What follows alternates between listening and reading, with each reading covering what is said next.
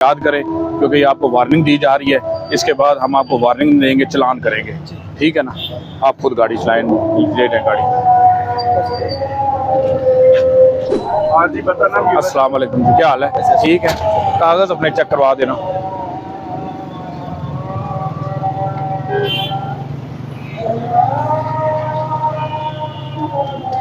ये road permit है sir.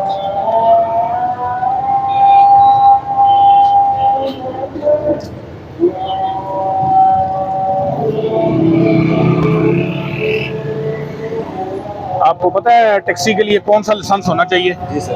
कौन सा होना चाहिए? LTV PSV होना चाहिए। बड़ी अच्छी बात है कि आपने ना कागज़ अपने पूरे रखे हुए। आप पैसेंजर को पिक एंड ड्रॉप करते हैं, तो इस हवाले से आपको थोड़ी सी ब्रीफ करने लगी है कि एक तो गाड़ी एहतियात के साथ चलानी है, बारिश भी हल्की हल्की है, तो स्लिपरी और ओवर स्पीड नहीं होना। और गाड़ी के जैसे आपने ये कागज़ पूरे रखे हुए हैं, गाड़ी की फिटनेस, टायर वगैरह, गाड़ी के इंजन, ओवरऑलिंग, ये आपने अच्छे तरीके से रखनी है, ताकि ना सवारी के लिए मसला बने और ना रोड के ऊपर रोड यूज़र के लिए कोई मसला बने, ठीक है ना। शुक्रिया।